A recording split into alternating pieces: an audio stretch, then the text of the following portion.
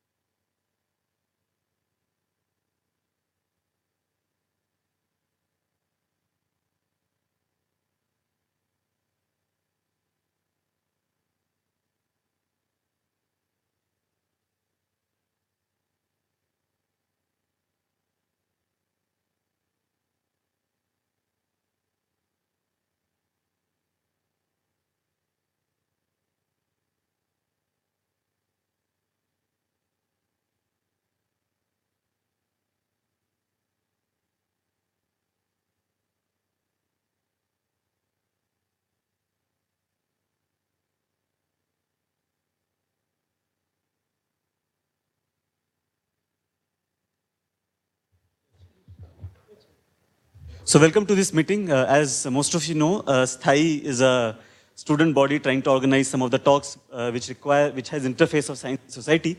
So we are pleased to have Mr. Leo Saldanha. Mr. Leo Saldanha is the president and the head of Environmental Support Group, which is an organization which works towards causes and specific issues which require discussions on social environmental issues. Okay, so. We are happy to have him, and there is going to be a documentary which will be screened for about half an hour, and then there will be an open discussion with Mr. Saldanha. Just have a couple.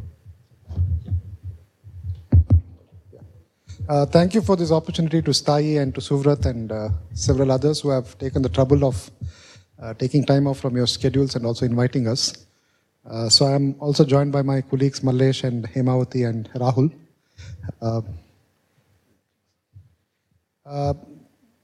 It's an issue that I feel I should not bring to you, but you should bring to us. And I'm starting my intervention with that statement because I find that as a statement of how science is conducted in this country. This is a science city which is being proposed in Challakere. So to me, science is a project of great responsibility. So when you put up an industry, profit is the motive. But in science, profit is not the motive. At least that's hopefully true in India, even now.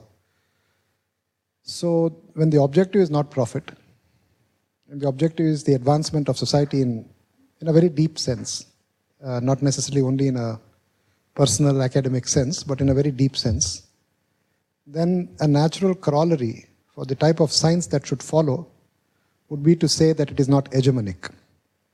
That is to say also, it has to be democratic. And so the humility of science would be best demonstrated by how democratically that project has evolved. It is not to suggest that science should be a servant of democracy, but science should have the humility to submit itself to democracy. So when science obfuscates a democratic project, and science hegemonizes control over people's capacities to think for themselves, then I think it's not just hegemonic, it's also a project in which it is contemptuous. It is contemptuous in multiple ways. For instance, in this particular case, it would be contemptuous of the fact that it relates to a way of living as being irrelevant to a modern society. Now, who is to decide what is relevant and what is not relevant? And do we have the methods to come to a decision? And while examining such things, I personally, and through all the others who have worked on this issue, we have discovered that the methods are always never declared. So one of the basic fundamental requirements of science is that it has to be transparent. And the transparency couches itself with accountability. In a way that what you would do in academia is to be challenged and be ready to be challenged, so that the outcome is such that the best is possible and the best comes out of each one of us. So why should it be any different when a science city is being promoted?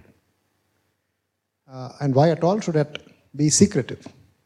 And why should it even exercise police powers to ensure that the logical reasoning of local communities is dismissed as irrelevant, and there is this greater country we are going to build in which you are a nuisance, you are an irritant, right? So this is the kind of play that is going on in Challakere, and it's the theater in which the future of science is being defined, and yet there is very feeble engagement by most scientific institutions. So in that sense, I would say the reason I opened up by saying you should have brought it to us is because you'll see in the film a study was done by Indian Institute of Science, Center for Ecological Sciences, some researchers, in which they argue that it is a region of great biodiversity value, and it is probably the last remnant of the type of grassland systems which were spread across India. And if you go back in time, you'll see that the cheetah roamed across India, and the last cheetah which disappeared was in 1910, and the cheetah was found here. If you go into the sculptures, which are littered across this region, you will find animals which resemble a cheetah, not a tiger. But of course there is tiger. And you'll be surprised, in the so-called wastelands, as the British called them, elephants visited just in December last. Then they were flushed back, and they came back again. And 2 or 3 people were hurt in the same area which you will be seeing in the film. So this is just 3-4 months ago. So biodiversity value is not necessarily in terms of how, from an anthropocentric perspective. And the importance of this film is that the principle of ecocentrism, which the Supreme Court acknowledged and made part of Indian law in the lion relocation case in 2013, has been in praxis here for 1,000 years. So that is why my question, why is it that we have to wait for a bunch of activists, as we are often addressed? I think we are researchers, or a bunch of villagers to wake up, stand up and say, this is not right. why is that our society does not have a self-correcting mechanism kicking in, and why is that voice not coming out first from academia, and perhaps then from media as well. But academia to me is probably the one forum out of which these questions should emerge first and foremost. So on that note, I will introduce you to the film. This was made as an exercise of communicating what complexity the issue involves. You'll see in the film the details, so I won't go into that. And then we'll have a discussion.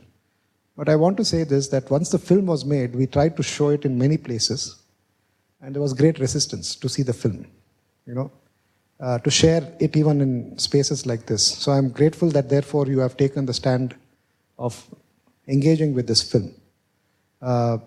For instance, Indian Institute of Science has got a huge establishment coming up there, and it doesn't know what it wants to do with that land. Even professors within the Indian Institute of Science don't know what to do with it.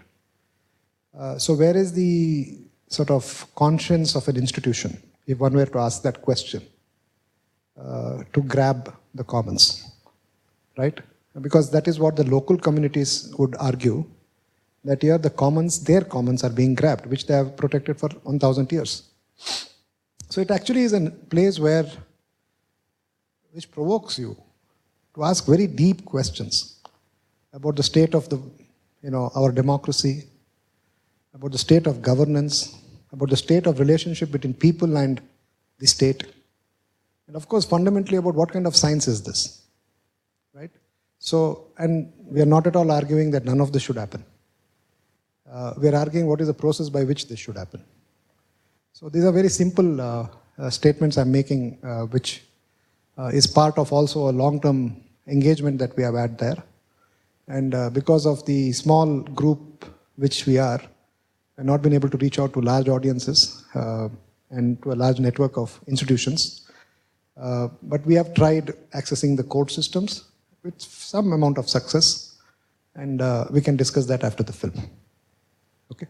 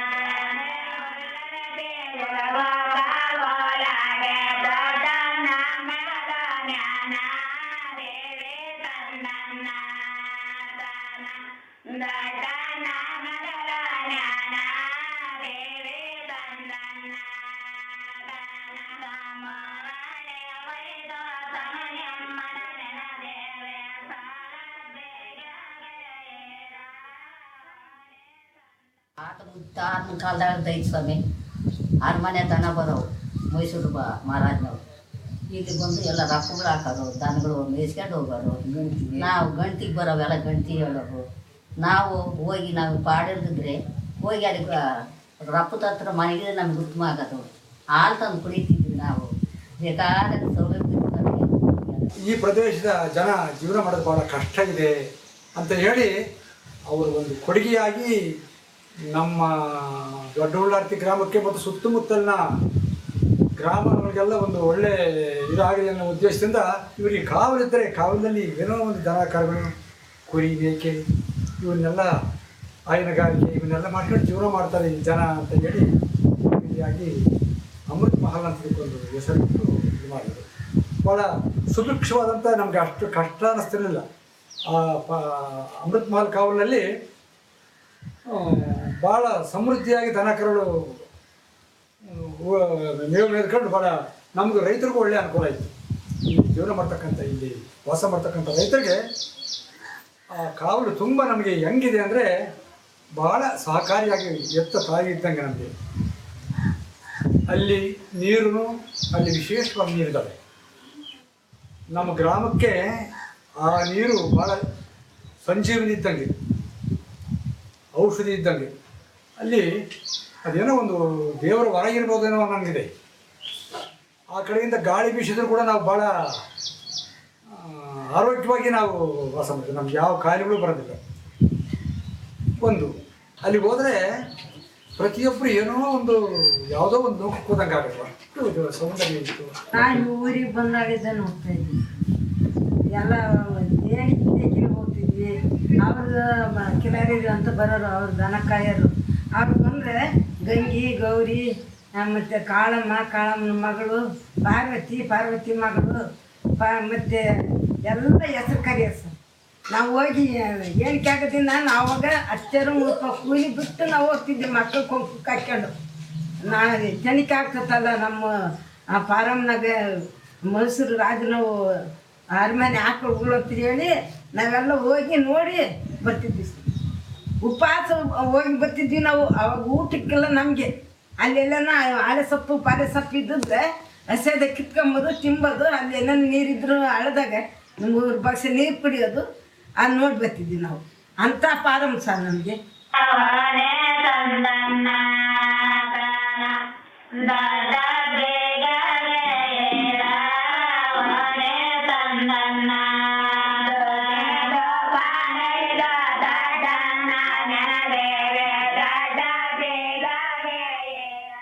If you imagine a landscape which has been protected consistently for hundreds of years, you don't have to go very far. Amrit Mahal Kaval is probably the best representation across South Asia of how communities are protected grassland ecosystems as pasture lands for a special breed of cattle called the Amrit Mahal, which was also locally bred. ಪ್ರತಿಯೊಂದಕ್ಕೂ ನಮಗೆ ಔಷಧ ಎಲ್ಲ ಹಾಕೊಡಿದ್ರೆ ಪ್ರತಿಯೊಂದಕ್ಕೂ ಔಷಧ ಉಂಟು ಸ್ವಾಮಿ. ಪ್ರಾಣ ಪಕ್ಷಿ ಎಲ್ಲ ನೋವು ಪ್ರತಿಯೊಂದು ಜುಂಕೆ ಎಲ್ಲ ಇದಾವೆ.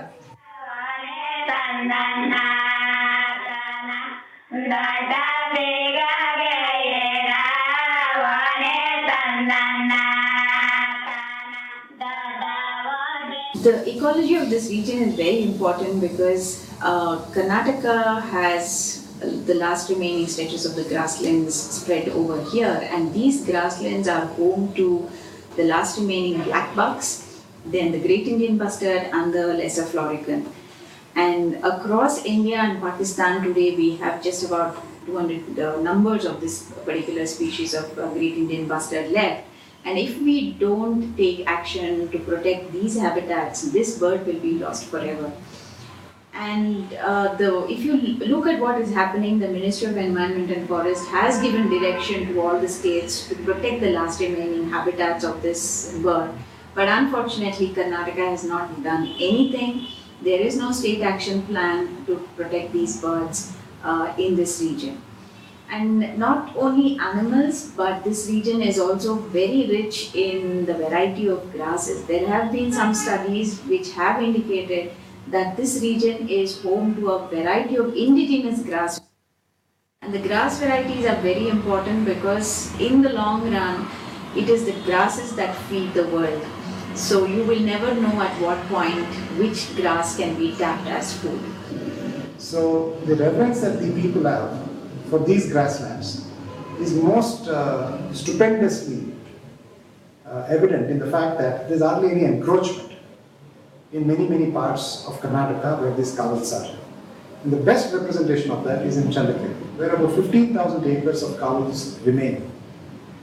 And these kavals have been protected for, as I said, hundreds of years, right from and before the Vijayanagara Empire.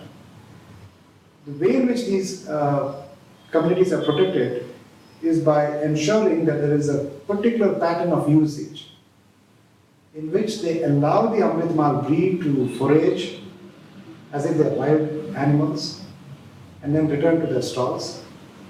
But then the rest of the time, the local pastoralists are allowed to graze their local breeds. ಆರಾಮೇ ಇಲ್ದಂಗೆ ಮಾಡಿ ಇವಾಗ ನಮಗೆ ನೀರು ಕುಡಿಯೋಕೆ ಬೇಕಿನೇ ಇಲ್ಲ, ಕುಡಿಯೋಕೆ ಅಲ್ಲಿ ಬಿಟ್ಕೊಡಂಗಿಲ್ಲ. ಇರೋದು ನಮ್ಗೆ ಕಟ್ಟಿಗೆ ಒನೆಗೆ ಕಟ್ಟಿಗೆ ಬೇಕು ನಮಗೆ. ಅಲ್ಲಿ ಕಟ್ಟಿಗೆ ಹೋದ್ರೆ ನಮ್ಮನ್ನು ತಗೊಳಕ್ಕೆ ಸೆಂಟ್ರಲ್ ಜೈಲಿಗೆ ಹಾಕ್ಮಂತ ನಮ್ಮಚ್ಚು ಆದ್ಯವೆಲ್ಲ ಕಸ್ಕೊಂತಾರೆ, ಕೊಡಿಗೆ ಮಚ್ಚುಗಳು ಎಲ್ಲ ತಗೊಂಡೋಗಿ ಅವರು ಫಾರಮ್ನಾಗ ಹಾಕ್ಕೊಂತಾರೆ. ಅದೇ ಗೌರ್ಮೆಂಟಿಗೆ ಸೇರಿಸ್ತೀನಿ, ಇದು ಪೊಲೀಸ್ನಲ್ಲಿ ಕರೆ ಕಳಿಸ್ತೀನಿ, ಮಿಲಿಟರಿ ಕರೆ ಕಳಿಸ್ತೀವಿ ಅಂತ ಹೇಳ್ತಾರೆ, ನಮ್ಮನ್ನು ಎದುರಿಸ್ತಾರೆ. ಅಲ್ಲಿ ಸೊಪ್ಪಂತ ಇರೋದು, ನುಚ್ಚಿಗೊಣೆ ಸೊಪ್ಪು ಅಂತಂದು ಒಂದಿಷ್ಟು ಹುಳ್ಳಿಕಾಳು ಅವು ಹಾಕಿ ಬೇಂದ್ಬಿಟ್ರೆ ಸೊಪ್ಪು ಬೇಯದಕ್ಕೆ ಹುಳ್ಳಿಕಾಳು ಬೇಯವು ನಮಗೆ.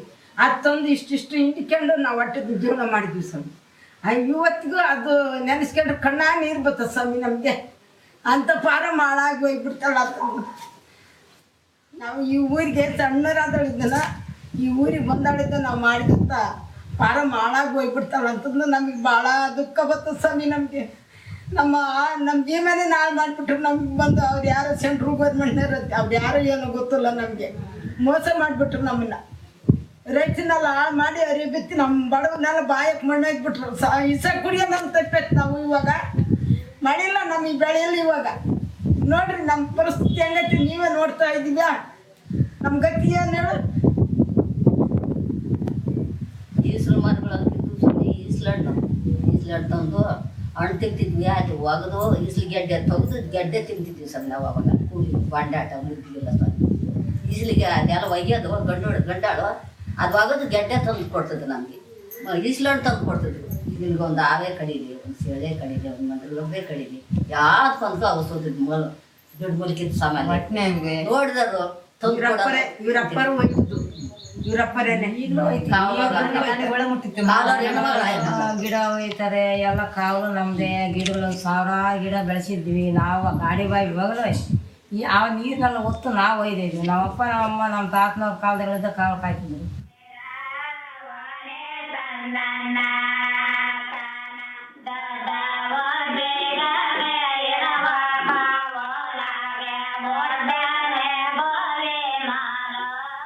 All that has been rather dismembered in the last 5-6 years because of a brutal act of the government of Karnataka.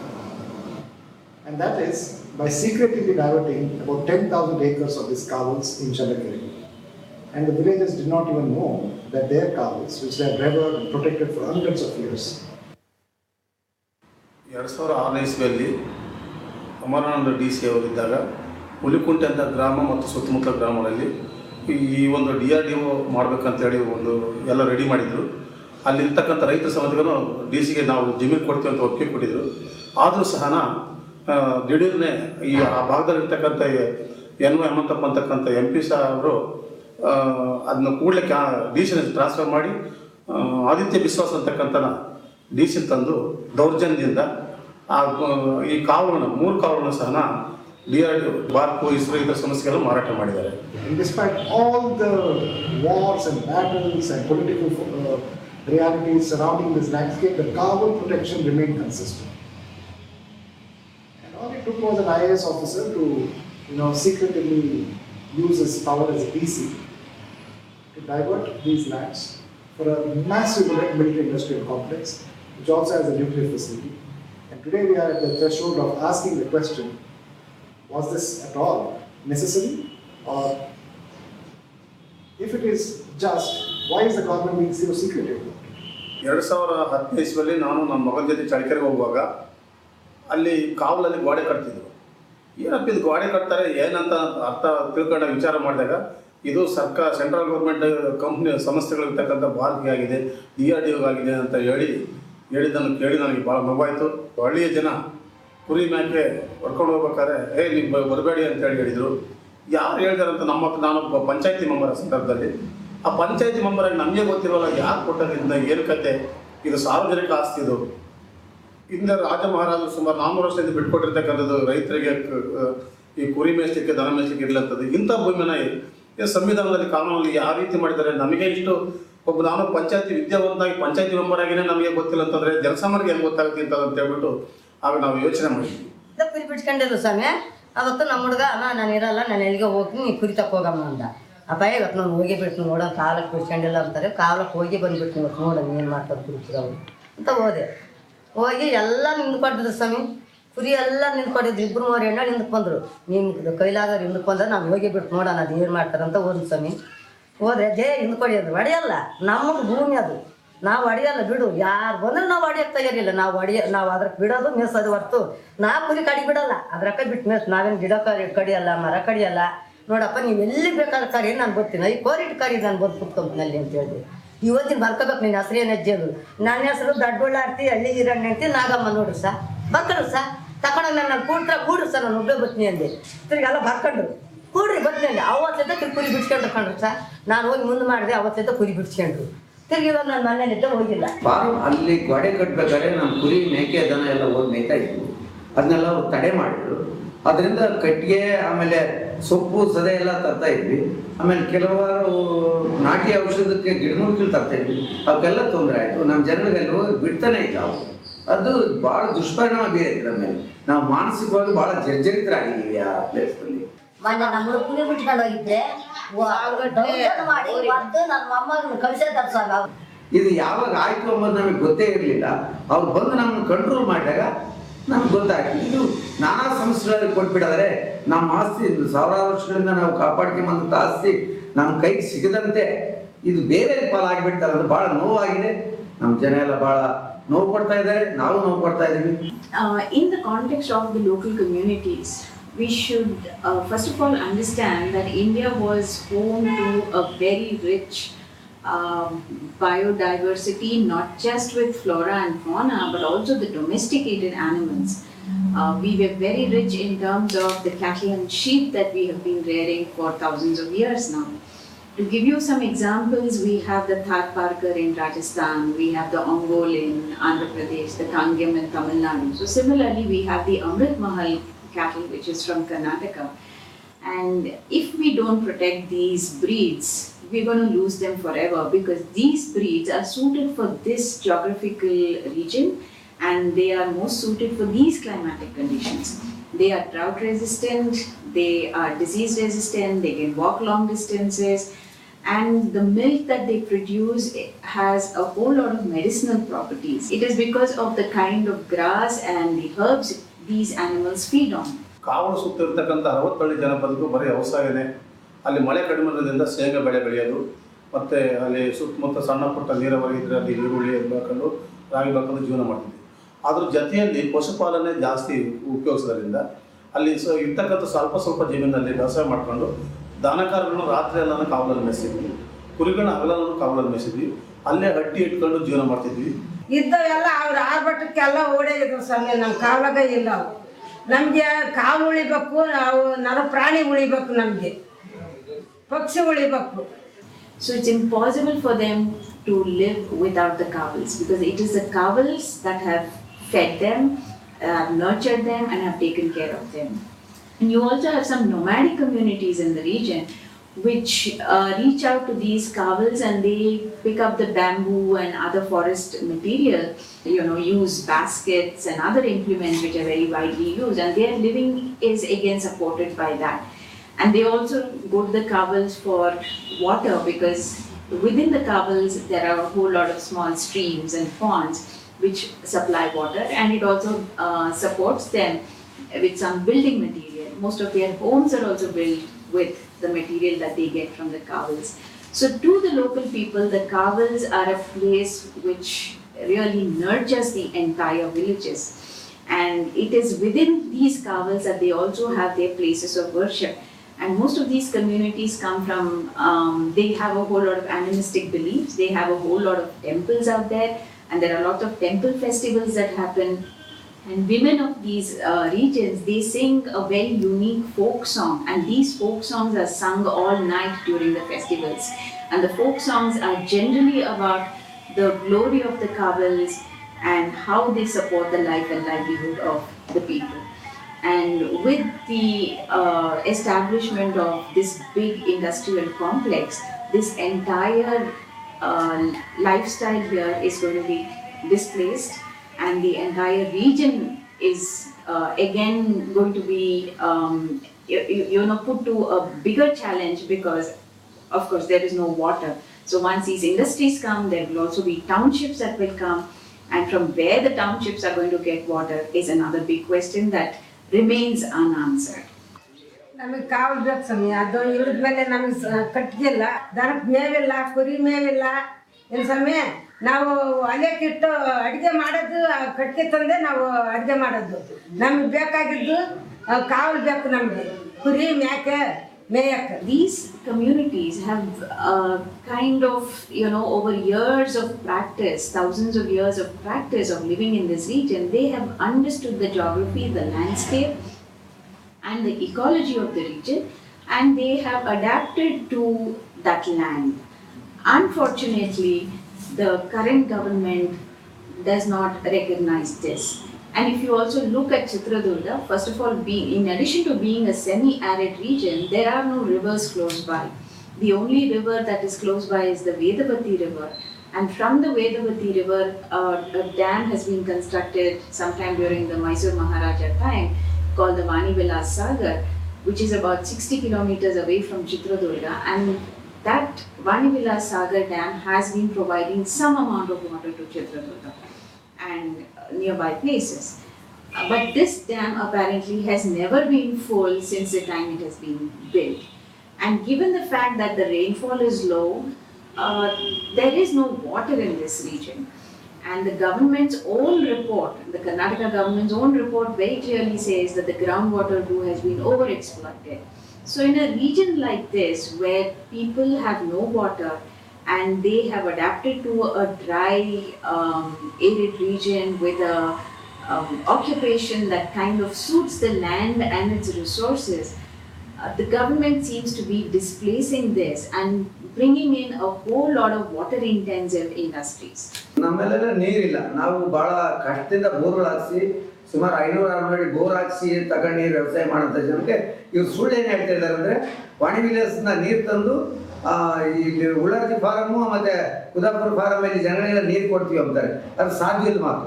ಅವ್ರಿಗೆ ಅಲ್ಲೇ ಇರ್ತಕ್ಕಂಥ ಅವ್ರ ಪ್ರಾಜೆಕ್ಟ್ಗಳಿಗೆ ಮಾತ್ರ ನೀರು, ಪ್ರಾಜೆಕ್ಟ್ಗಳಿಗೆ ಮಾಡಿ ತೊಳೆದು ಹೆಚ್ಚಾಗಿ ನೀರು ಇಲ್ಲೇನೋ ಪರಿಮಾಣದ ಖರ್ಚೆಲ್ಲ ತೊಳೆದು ನಮ್ಮ ಕೆರೆಯಲ್ಲಿ ನೀರು ಬಿಟ್ಟರೆ ಕಲುಷಿತವಾದ ನೀರು ಕುಡಿಬೇಕು ನಾವು. ಅದು ಅಂಡರ್ಗ್ರೌಂಡ್ನಲ್ಲಿ ಹೋಗಿ ನೀರು ಸೈಕ್ಲಿಂಗ್ ಆಗಿ ಬೋರ್ಗಳಲ್ಲಿ ಬಂದು ಅದನ್ನ ಕೂಡ ನಾವು ಪ್ರಾಣ ತ್ಯಾಗ ಮಾಡಬೇಕಂದ್ರೆ ನಮ್ಗೆ ನೀರು ಯಾವತ್ತೂ ಕೊಡೋದು ಸಾಧ್ಯವೇ ಇಲ್ಲ.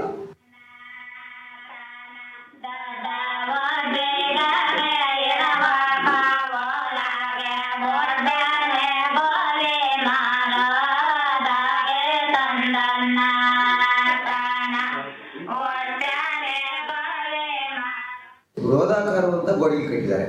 ಸುಮಾರು 12ರಿಂದ 15 ಅಡಿ 18 ಅಡಿವರೆಗೂ ಗೋಡೆ ಕಟ್ಟಿದ್ದಾರೆ. ಆ ಗೋಡೆ ಕಟ್ಟಲಿಕ್ಕೆ ಉಪಯೋಗಿಸಿದಂಥ ಕಲ್ಲು ಮಳ್ಳು ಅದೇ ಪ್ಲೇಸ್ನಲ್ಲಿ ಇರ್ತಕ್ಕಂಥ ಸಣ್ಣ ಸಣ್ಣ ಬೆಟ್ಟಗಳೆಲ್ಲ ಹೊಡೆದು ಅದು ಡೈನಾಮಿಕ್ ಇಟ್ಟು ಹೊಡಿತಾರೆ. ಡೈನಾಮಿಕ್ ಇಟ್ಟು ಹೊಡೆದಾಗ ಅಲ್ಲಿರ್ತಕ್ಕಂಥ ಪಕ್ಷಿಗಳು ಪ್ರಾಣಿಗಳೆಲ್ಲ ಊರಿನಲ್ಲಿ ನುಗ್ತಾ ಇದ್ದಾವೆ.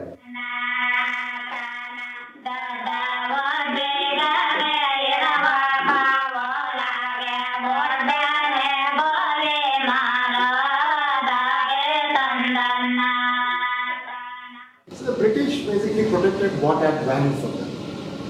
If there was no revenue from something, it was obviously of no interest to them because they never thought of being here for a long time. And when they did realize that there's lots to gain from being in the South Asian region, after the East India Company and the British government kind of plonked itself here, they created a set of laws in which only that which got them revenue, for instance, thick evergreen forest, which is a massive timber. Basically, Britain was built with the timber stolen from India, right? And so that when was disappearing, they started protecting it with laws. But look at what they did with the grasslands. The cheetah used to roam across South Asia, all over the Deccan Plateau, and there it was an animal which was owned to live on grasslands. And these grasslands, part of it were also Amrit Mahal Kavals. And the cheetahs disappeared in the earlier part of the 20th century as absolutely the best indicator of how the British terming grasslands degraded and therefore allowing marauders, hunters, poachers, and anyone basically to just go and do whatever they want in grasslands. Because they didn't allow local systems to work. And their system saw grasslands as degraded systems. And they saw it as degraded because it had no revenue for them. And quite distressingly, in the post-colonial period, India just continued with that policy.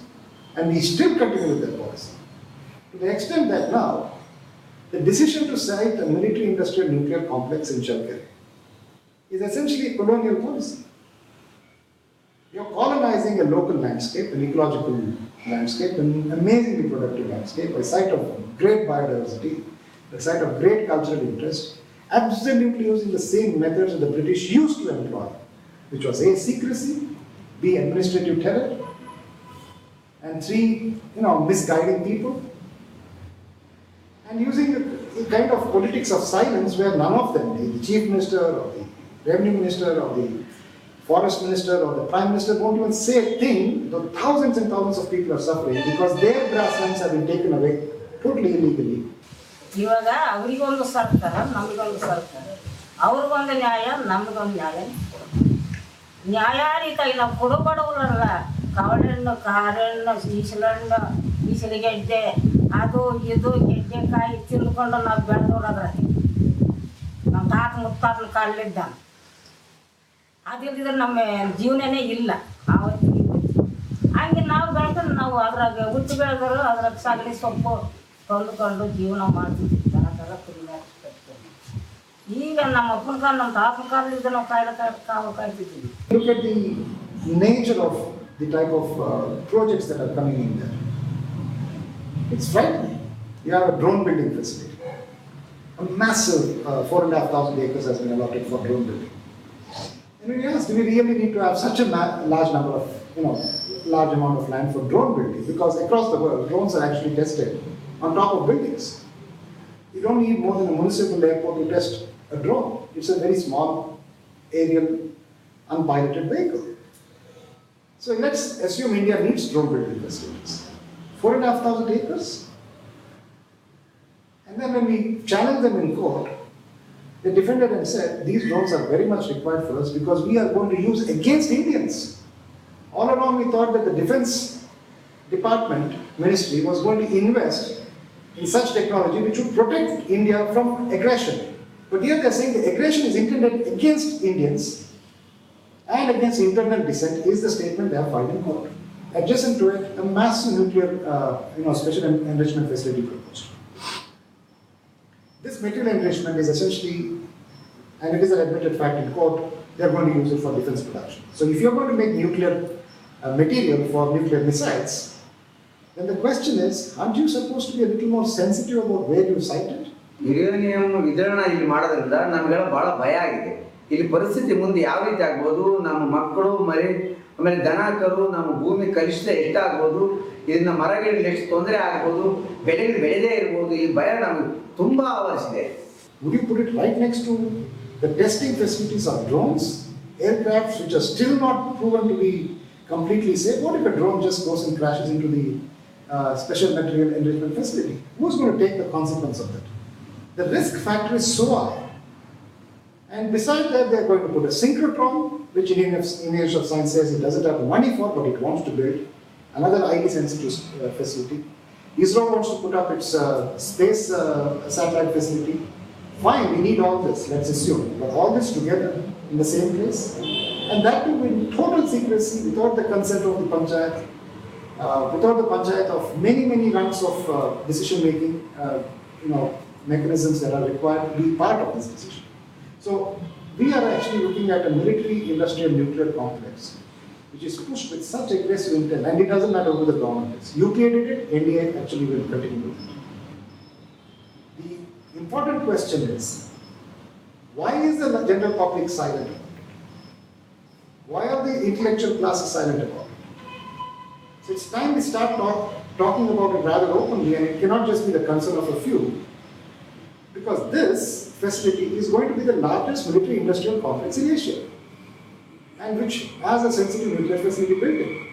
And the secrecy is going to eat into us in future. So might as well talk about it now and ask the question, if this is how we want to go ahead with it, or is there another way to do that? See, if you look at the people itself, their lifestyle basically depends on grazing of these animals, shearing the wool, making blankets out of it, and these blankets are used by our own Indian Army, especially in areas where it is very cold. The blankets here are of a very unique quality. They are called the Challakere Kambalis, and they cost almost 2,000 rupees per blanket. Instead of supporting such an economy, and this is an economy that is not carbon intensive, they are not dependent on anything from outside, completely self-sustained. Instead of supporting an economy like this, the government is displacing people from their livelihoods here. And in addition to it, on one side, the government has also supported the women in this region by giving them loans to buy more sheep and cattle. And these women and families who have taken these loans today, they are, into distress sale because they don't know what's going to happen without the cowls. Without the cowls, feeding the sheep is very expensive. One truckload of fodder which comes from Andhra Pradesh costs nearly 5,000 rupees, and that just lasts for about 5 days. See, the most interesting aspect of the illegality of the diversion is that in 2001 the High Court ruled that Amrit Mahal Kavals have to be protected. Period. But in 2007, 8 and 9, when the District Commissioner of Chitradurga decided to divert it, obviously with consent from the Chief Ministers and Revenue Ministers and so on, he saw this judgment of the High Court and said, oh, this is a big impediment. How do I get around it? And it is a simple thing, which bureaucrats are probably trained to do. He manipulated the words of the High Court ruling, where it says don't give, he says I can give. In effect, that's what he did. Now, typically what action should follow? He should be criminally prosecuted. Because you cannot distort of all the things in High Court ruling. That distortion was done, it was sustained, and in several subsequent challenges, no court has yet looked at this distortion, which is such a fundamental lie. And based on this lie, 10,000 acres of the 15,000 acres of Amrit Mahal Kaval was diverted. Besides the fact that it was also done secretly. ಅಲ್ಲಿರ್ತಕ್ಕಂಥ ಸ್ಥಳೀಯ ಒಬ್ಬ ಶಾಸಕರಾಗಲಿ ಒಬ್ಬ MP ಆಗಲಿ ಇದ್ರ ಬಗ್ಗೆ ಇದು ಅನ್ಯಾಯ ಆಗಿದೆ ಅಂತ ಕೇಳಿಲ್ಲ. ಇವರೆಲ್ಲ ರಾಜಕಾರಣಿಗಳು ನಮ್ಮ ಜಿಲ್ಲೆ ಒಬ್ಬರಾದ್ರೂ ಸೆಷನ್ನಾಗಾದ್ರೂ ಏನಾದ್ರು ಒಂದು ಮಾತೆತ್ತಿ ಏನಾಗಿದೆ ಇದು ಯಾಕೆ ಹಿಂಗಾಯ್ತು ಅಂತ ಅಧಿಕಾರಿಗಳಾಗಲಿ ವಿವರಿಸ್ತಕ್ಕಂಥ ಶಕ್ತಿ ಇಲ್ಲ. ಅಂದರೆ ಇದರ ಒಳಬಿಟ್ಟು ಏನೋ ಅವ್ರೇನೋ ಕಮಿಟ್ ಆಗಿದ್ದಾರೆ ಅಂತಕ್ಕಂಥ ಜನ ಮಾತಾಡ್ತಕ್ಕಂಥ ಸುದ್ದಿ ನಮ್ಮಲ್ಲಿದೆ. How was the court responding to it? The High Court initially, when a bunch of farmers went before it, said, you have come to stop projects of great national importance, and it fined them. Thankfully, the Supreme Court took away the fine. These are miserably poor farmers, and they were asking a legitimate question, and the High Court said, you are blocking national progress, and fined them. So, Supreme Court gave them the relief of cancelling their fines. We went on a challenge before the National Green Tribunal, and we asked a very simple question. We said, fine, we need all these projects, let's say, and if you do need them, do we group them together? If you are going to group them together, there are certain set of guidelines, norms, procedures that they need to follow. None of this have been followed by any of these agencies. And these are who? These are not some, unknown companies. These are the premier institutions of the government of India. Premier scientific establishments of the government of India. The Institute of Science gets 1,200 acres to put up a synchrotron. They need hardly 150 acres. The Director of Institute of Science could have said, I don't need so much land. Their own department, Center for Ecological Sciences, says this is one of the most productive grassland ecosystems, biologically diverse. And an amazing biodiversity exists there. DRDO has been told repeatedly by the parliament, you are taking land and doing nothing with it, you are displacing farmers and throwing out pastoralists, and then you say it's all in national interest. You justify why you say it's national interest. They have become totally unaccountable even to the parliament. So we raised it before the National Green Tribunal. Parliament says it, not some, activists. Then when you look at the nuclear enrichment facility, you look at the report of the Comptroller and Auditor General, or look at the Public Accounts Committee of the Parliament. Murli Manoj Joshi was chairing that. He is a physicist. and an eminent parliamentarian. He has criticized the Atomic Energy Regulatory Board, the Department of Atomic Energy, and in particular Baba Atomic Research Center, of lying on record, of saying one thing and doing something else. And that's on record in the Public Accounts Committee of the Parliament. And he asked the questions, how can you run a nuclear establishment when you don't conform with your own norms? And look at what they're doing in Challakere. They have 500 acres of parcel of land, 20 kilometers away from a 1500 acre parcel of land, which is where in the 1500 acres they plan to do the nuclear enrichment. That means their own people should not live next to the enrichment facility, but then the largest village, a village of 6,000 people, is right next to the enrichment facility. So it's okay to use them as sheep and cull them, the local villagers, when your own staff is 15 kilometers away. And from the siting point of view, any enrichment facility should not be near any airport. And where did they allow this to happen? Right next to the DRDO drone testing facility. And ISRO has got tons of land all over the country. In the master control facility of ASEAN, there's so much land. They really need more land, they don't. Yet, there is some sort of an intent to grab commons, grab Amrit Mahal Kaval in particular, and just because they're government of India organizations, nobody questions them. And it's all promoted as if it's a national interest, and if anyone at all talks about it, in fact in court, we were labeled as, initially we were accused as being Chinese agents. And a few months later, the senior advocate representing DRDO said, we are American agents. So we asked them, make up your mind, which agents are we really?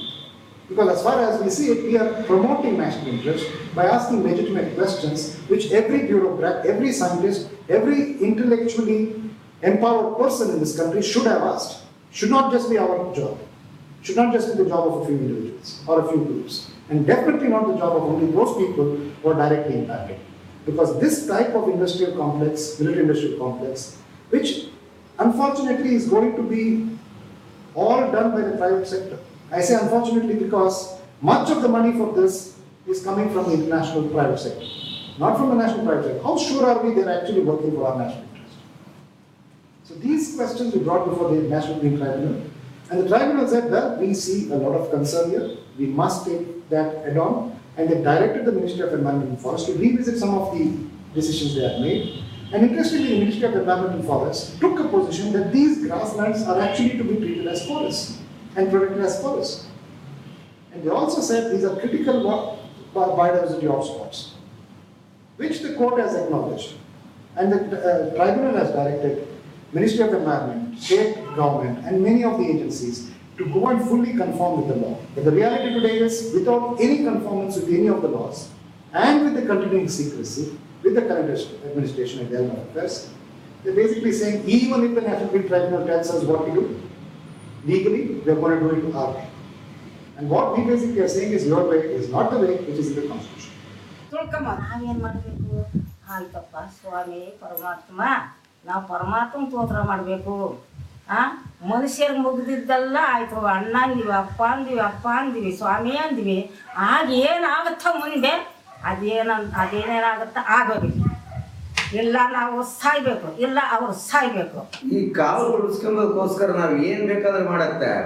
ಗಾಡಿ ಮೇಲೆ ಒಂದು 10 ಮೀಟರ್ಗೆ ಒಬ್ಬೊಬ್ರು ನಿಂತ್ಕೊಂಡು ಅವ್ರು fire ಮಾಡಿದ್ರು ನಾವು ಎದೆ ಕೊಟ್ಟು ನಿಂತು ನಾವು ಪ್ರಾಣ ಕೊಡೋಕೆ ತಯಾರಿರ್ತೀವಿ ವಿನ ಕಾವಲು ಬಿಟ್ಕೊಡೋಕೆ ನಾವು ತಯಾರಿಲ್ಲ. ಈ ಕಾವಲು ಹಾಳಾಗಿರೋದ್ರಿಂದ ಜನ ಸುಮ್ಮನೆ ಇಲ್ಲ. ಈಗಾಗಲೇ ರೊಚ್ಚಿಗೆದ್ದಿದ್ದಾರೆ. 60 ಹಳ್ಳಿ ಜನ ಈ ನೆಲ, ಈ ಜಲ ನಮ್ಮದು, ಈ ಕಾವಲು, ಈ ನೆಲ ಉಳಿಯ ತಕ್ಕನ ನಮ್ಮ ಹೋರಾಟ ನಿಲ್ಲಲ್ಲ. 60 ಹಳ್ಳಿ ಜನನ ಸಂಘಟನೆ ಮಾಡಿ ಪ್ರಾಣ ತ್ಯಾಗ ಆದ್ರೂ ಮಾಡ್ತೀವಿ, ನಾವು ಕಾವಲು ಬಿಡೋದಿಲ್ಲ. ಈ ಕಾವಲು ಉಳಿಯ ತಕ್ಕನ ನಮ್ಮ ಹೋರಾಟ ಇದ್ದೇ ಇರುತ್ತೆ. ಇದ್ರ ಬಗ್ಗೆ ಬಹಳ ಎಚ್ಚರಿಕೆಯಿಂದ ಸರ್ಕಾರ ಒತ್ತಿಸಬೇಕು. ನಮ್ಮ ಊರಿನ ಸುತ್ತಮುತ್ತಲ ಜನಗಳೆಲ್ಲ ಸತ್ರು ಸಮೇತ ನಾವು ಕಾವಲು ಬಿಟ್ಕೊಡೋದಿಲ್ಲ. ಇದು ನಮ್ಮ ಕಠಿಣವಾದ ನಿರ್ಧಾರ. ಯಾರಿಗೆ ಶಿಫಾರಸು ಮಾಡೋದು? ಇವರು ಕಂಪನಿಗೆ ಶಿಫಾರಸು ಮಾಡೋದು ಪೊಲೀಸ್. ಮತ್ತೆ ಹಾಗೇನು ಮಾಡಲ್ಲ ಅವರು.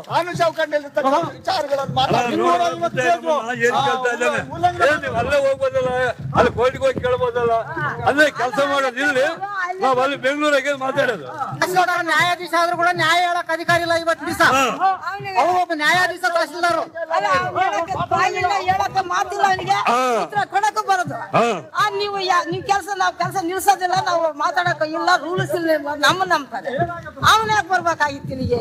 ಮೃಗ, ಜಾನುವಾರುಗಳು, ಕುರಿ, ಮೇಕೆ, ಜನಗಳು, ಹಾರಾಡ ಪಕ್ಷಿಗಳು ಎಷ್ಟೋ ಜೀವಿಸ್ತದಾವ ಈ ಕಾವಲಾಗ. ಅವೆಲ್ಲ ಎಲ್ಲಿಗೆ ಹೋಗ್ಬೇಕು? ನಾವೆಲ್ಲ ಎಲ್ಲಿ ಹೋಗ್ಬೇಕು ರೈತರು?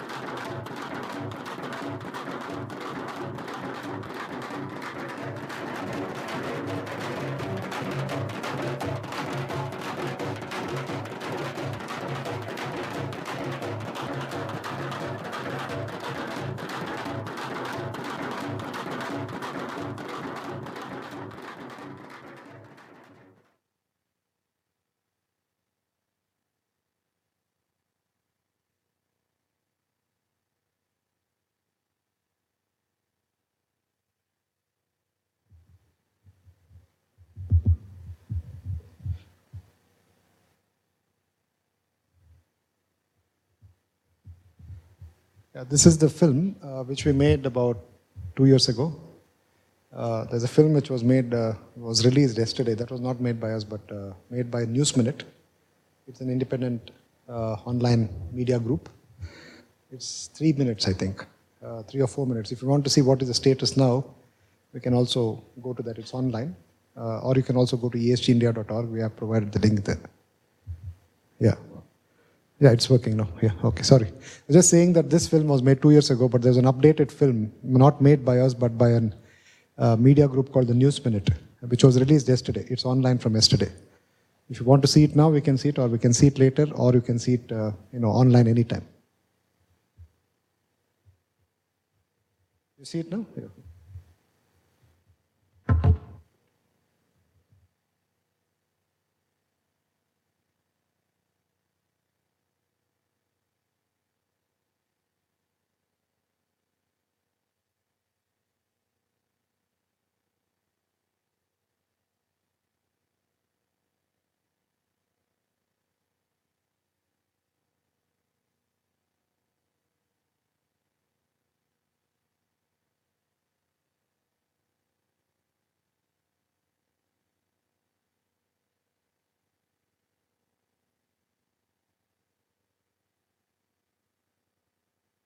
Film, and this is Professor Jagdish Reddy. Some of you may know. He's from the Department of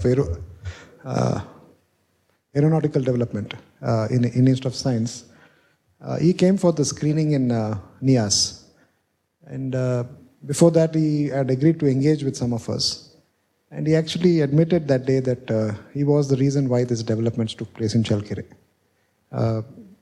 On this link you can actually find the conversation that we had with him. You can click here, and it will take you to SoundCloud. It's about a public conversation we had where he spoke after we showed the film about his rationalization. And then we contested his rationalization. And then he, had the grace, I would say, to actually admit that he may be wrong. That he had not seen any of the consequences of his decision. Because one of the problems of being a scientist is the enormous responsibility that comes with it. And we are often not aware of it. So suppose you are a scientist and the chief minister asks for your opinion, and believe me, I have worked with a lot of politicians and bureaucrats. They just accept it. They don't argumentatively accept it. They just accept it. And that implicit faith with which they follow, I have a lot of problems with that. Many of the projects that I have worked on, when I go deep into that, they will always say, but it has been scientifically proven or scientifically backed and so on. But when you go into the methods that have been employed, which is the real thing, you find it is empty of methods. And Professor Jagdish Reddy, actually, we asked him, what was the method on which you considered that this land was degraded? And he said when he walked around, he actually did not at all see much livestock. So then we asked, what time did you go? And he said, I went around 10:30, 11, and I went to several villages. I said, the farmers and the pastoralists start their day at 4 in the morning. They're nomadic.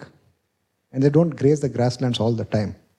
Suppose you went in summer, you don't see them here. They'll have gone to grasslands where you can actually graze because they know which grasses should be fed to their livestock in which season, which you and I perhaps wouldn't know.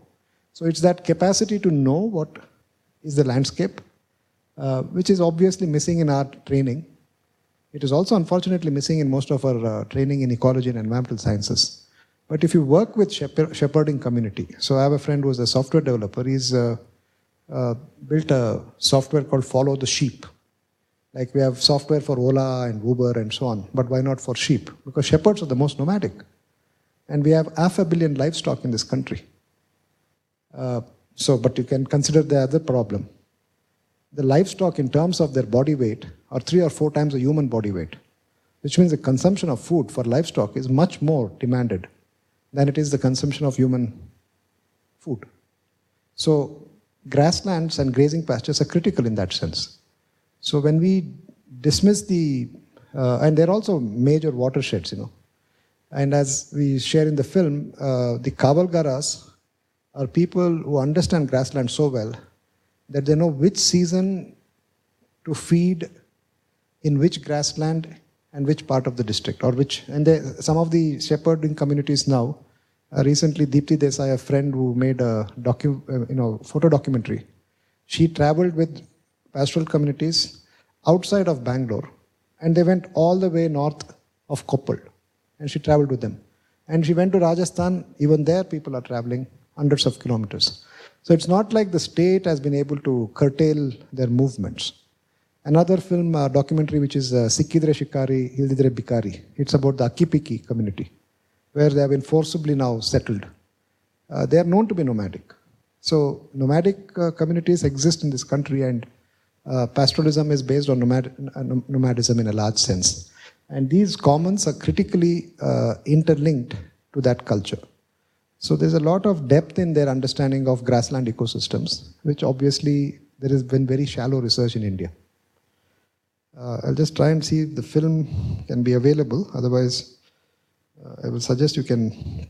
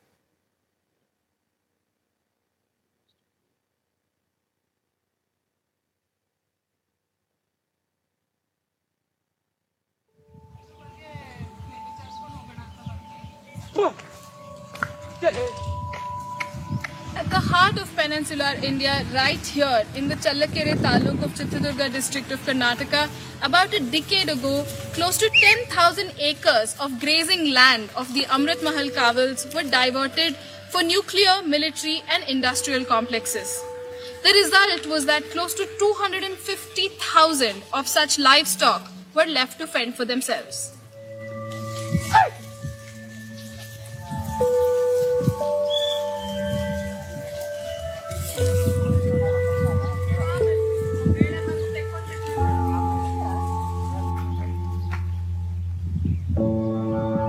So if you go to any household, in 60 villages, 3 lakh people, everyone is in crisis. They have sold off their sheep in distress. They have sold off their cattle because the Kabals are gone. ನಮ್ಮ ಮೊಳಕಾಲ್ಮೂರು ತಾಲೂಕು ಮತ್ತು ಚಳ್ಳಕೆರೆ ತಾಲೂಕು ಇಡೀ ನಮ್ಮ ಕರ್ನಾಟಕದಲ್ಲೇ ಭೂಪಟದಲ್ಲೇ ನಾವು ಹಿಂದುಳಿತಕ್ಕಂಥ ಕ್ಷೇತ್ರ. ಮತ್ತೆ ಮಳೆನೂ ಇಲ್ಲ, ಬರಗಾಲ ಪೀಡಿತ ಪ್ರದೇಶ ಆಗಿರ್ತದೆ.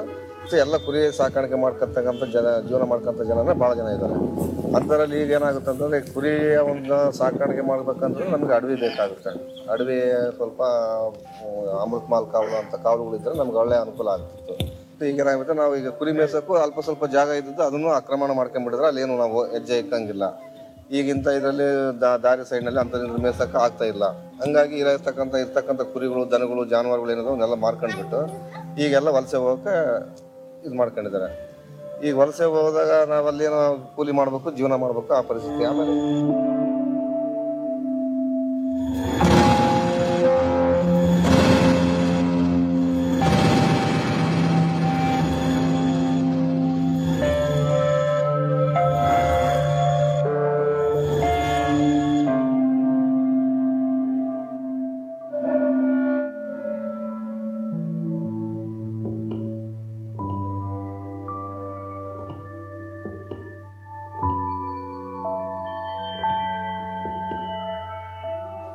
About 3 years ago, Dr. Murli Manohar Joshi, as chairperson of the Public Accounts Committee, came out with a very path-breaking report. He looked at the nuclear establishment in India, and what he found was it's in colossal disarray. Atomic Energy Regulatory Board does not know what Atomic Energy Commission is doing, does not know what BARC is doing, and he has actually written that nobody talks to each other.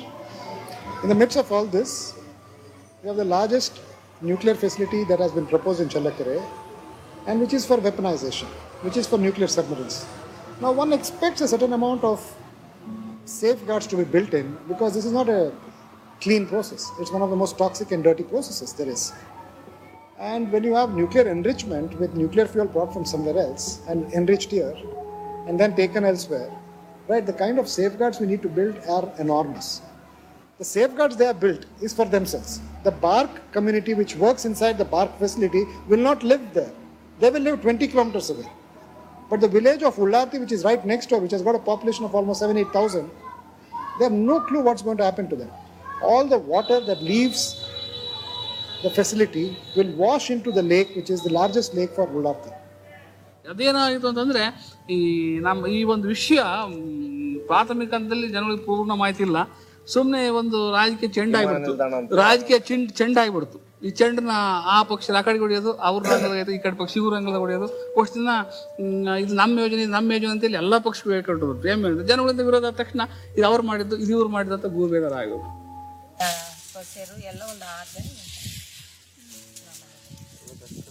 About 300,000 people here claim that these lands were taken away from them by deception and cheating. The question they are asking is if they are lesser citizens than the rest of the country. ಇಲ್ಲಿ DRDO ಅಂತೇಳಿ ತೆಗೆದ್ರು. ಅದ್ರ ವಿಚಾರದಾಗ strike ಮಾಡಿದರು, ಬೇಕಾದ ಸ್ಟ್ರೈಕ್ಗಳು ಮಾಡಿದರು, ಏನು ಫಲ ಆಗಲಿಲ್ಲ. ಇಡೀ ಜನ ಇಲ್ಲಿಂದ ದುರ್ಗದವರೆಗೂ ಕುರಿ ಮೇಕೆ ಎಲ್ಲ ಕಟ್ಕೊಂಡು ಹೋಗಿ ಸ್ಟ್ರೈಕ್ ಮಾಡಿದರು, ಏನು ಉಪಯೋಗ ಆಗಲಿಲ್ಲ. ಅದ್ರ ವಿಚಾರದಾಗ ತಿರುಗಿ ಅಷ್ಟು ದಿನ ಅದನ್ನು ಕೆಲಸ ನಿಲ್ಲಿಸಿದ್ರು. ಕೆಲಸ ನಿಲ್ಲಿಸಿ ಮತ್ತೆ ತಿರುಗಿ ಸ್ಟೇ ಆಯಿತು, ತಿರುಗಿ ಸ್ಟಾರ್ಟ್ ಮಾಡಿದರು. ಈಗ ಇಷ್ಟೆಲ್ಲ ಆಗಿರೋದು ನಿಲ್ಸೋಕ್ಕಾಗುತ್ತಾ ಅನ್ನೋಂಥದ್ದು ಈ ನಮ್ಮೆಲ್ಲ ಜನಗಳು ಅಭಿಪ್ರಾಯ. ಇಷ್ಟು ಕೆಲಸ ಆಗೈತೆ, ಇವತ್ತು ಯಾರು ಏನು ಮಾಡಿದರೂ ಆಗಲ್ಲ ನಿಲ್ಲಿಸೋದು ಅನ್ನೋಂಥ ಮನಸ್ಸು ಎಲ್ಲರಲ್ಲಿ ಮೂಡಿಬಿಟ್ಟದ್ದು. ಯಾವುದೋ ಒಂದು ಇದ್ರ ಮೇಲೆ ಈ ಜನಗಳನ್ನ ಹದ್ದುಗಳು ಸತ್ತ ಮೇಲೆ ತಿಂತವೆ. ಇಲ್ಲಿ ಒಂದು ವ್ಯವಸ್ಥೆ ಜೀವಂತ ತಿಂದದು ಅಂತಲೇ ಹೇಳ್ಬೋದು ಅಲ್ವಾ? ಅದನ್ನು ಎಲ್ಲೋ ಒಂದು ಕಡೆ ನಮ್ಮ ಸರ್ಕಾರಗಳು ಯೋಚನೆ ಮಾಡಿ ಆ ಒಂದು ಇಲ್ಲಿರ್ತಕ್ಕಂಥ ಜನಗಳಿಗೆ ಉದ್ಯೋಗ ಒದಗಿಸಿಕೊಡ್ತಕ್ಕಂಥದ್ದು ಮತ್ತು ಪರ್ಯಾಯ ಮಾರ್ಗಗಳು ಒದಗಿಸಿಕೊಡ್ತಕ್ಕಂಥದ್ದು ಮತ್ತು ಏನಾದರೂ ಅದಕ್ಕೆ ಪರ್ಯಾಯವಾಗಿ ಯಾವ ರೀತಿಯಾಗಿ ಆಲೋಚನೆ ಮಾಡಬೇಕು ಅಂತಕ್ಕಂಥದ್ದು ಸಮೇತವಾಗಿ ನಾವು ನೋಡ್ಬೇಕಾಗ್ತದೆ. ಮತ್ತೆ ನಮ್ಗೆ ಒಂದು ಕಾಕಿ ಬಟ್ಟೆ ಇರೋದಾರಂದ್ರೆ ನಮಗೆ ಭಯನೇ. ಹೋದ್ರೆ ಇದು ಮಾಡಿ ನಮ್ಮನೆ ಹೊಡೆದ್ರು, ಭಾಳ ಜನ ಹೊಡೆದಾರೆ, ಒಡಿಸ್ಕೊಂಡು ಬಂದಿದ್ದಾರೆ, ಅವ್ರ ಒಡಿಸ್ಕೊಂಡು ಬಂದಿದ್ದಾರೆ. ಅಲ್ಲಿಂದ ಒಡಿಸ್ಕೊಂಡು ಬಂದೆ ಮತ್ತೆ ಎಲ್ಲ ಮಾರಿ ಹಾಕಿ ಈ ಜೀವನಗಳು ಮಾಡ್ತಿದ್ದಾರೆ.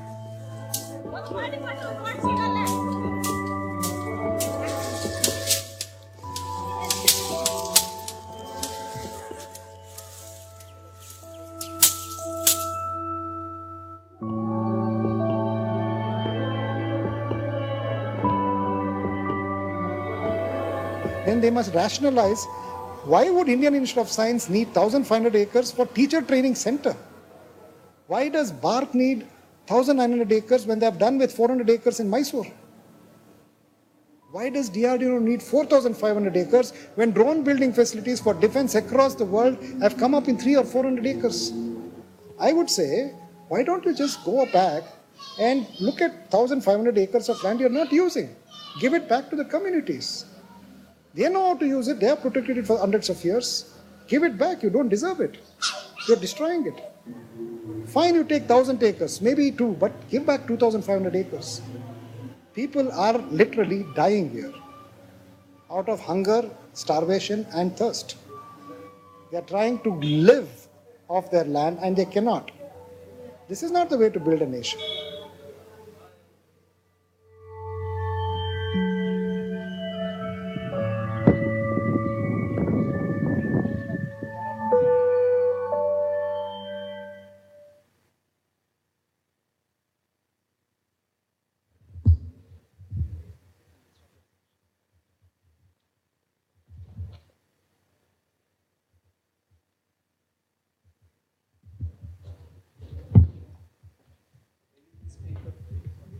Yeah, I just don't have much to say because much of it is already said in the films, and all I can say is that we spent about 3 years arguing this in court.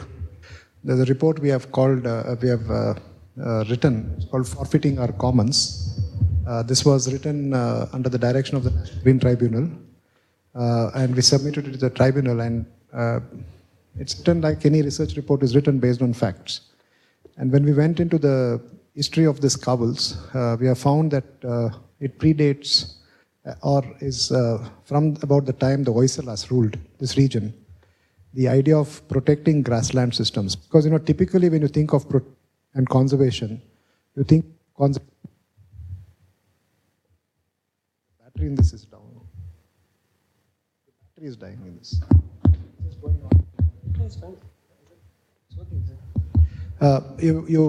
You kind of get a sense that it's only when there are trees that you protect them.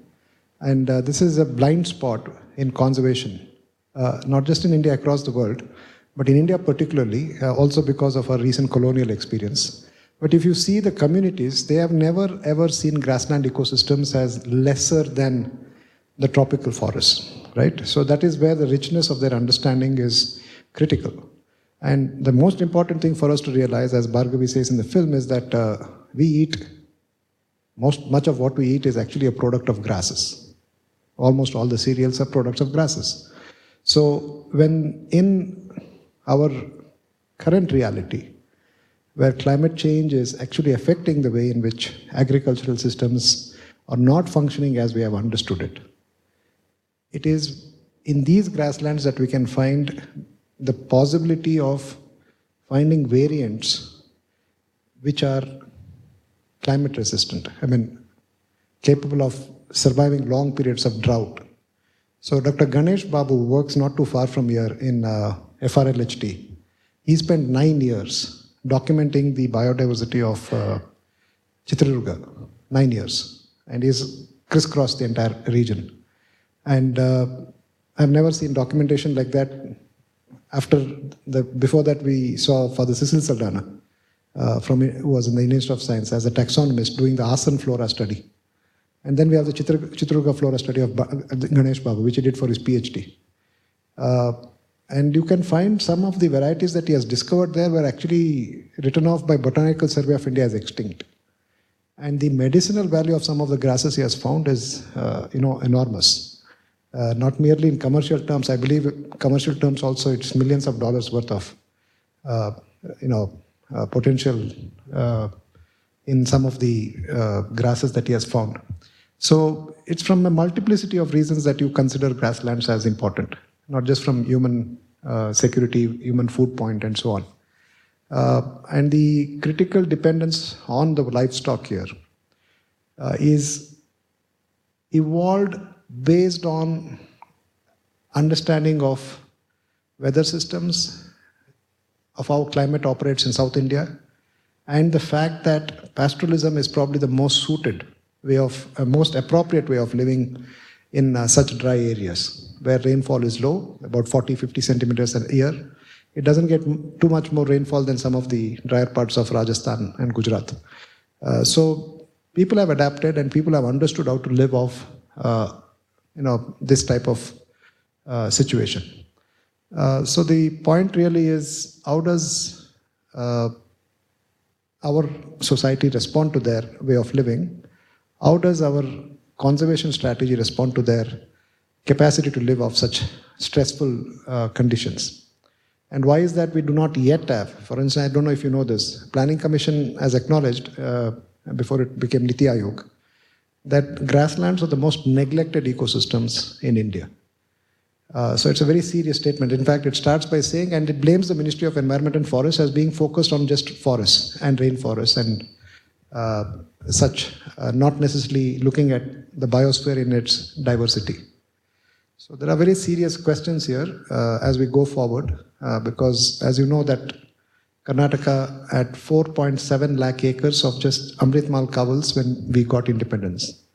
Now we are left with 30,000 acres.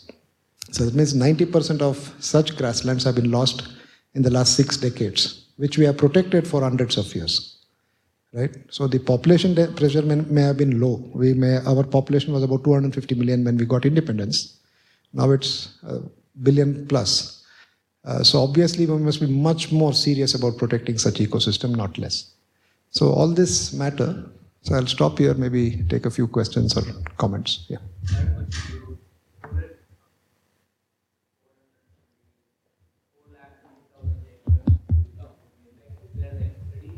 Yeah, it is where these were and what has happened to them. I mean, like what is that large an area being used for now? So this study was done by the state government in 1950s, early 50s. And what happened in the 1960s was the land reform movement took off. And then the Land Reform Act came. So a lot of farmers had to be settled. So quite a bit of that Amrit Mahal Kaval Salona, I'm not talking about grazing pastures which are known as Gomala. That's an additional amount of land. Just the Amrit Mahal Kavals were taken away in districts like Dharwad, Gulbarga, Koppal, and so on. They were just given to farmers to settle them down. Because there's a huge problem of landless farmers and land had to be given to the tiller. But it has become agricultural. Because dryland farming, but here also there is no irrigation. In the film, one of them says that the Vanivila Sagar, which the Maharaja had built, has never been full, ever. It was built in 1930. Almost 100 years later, it has never ever become full. So there's never enough water. So they've adapted their agriculture, like peanuts that they grow. It is the highest groundnut growing region in the country.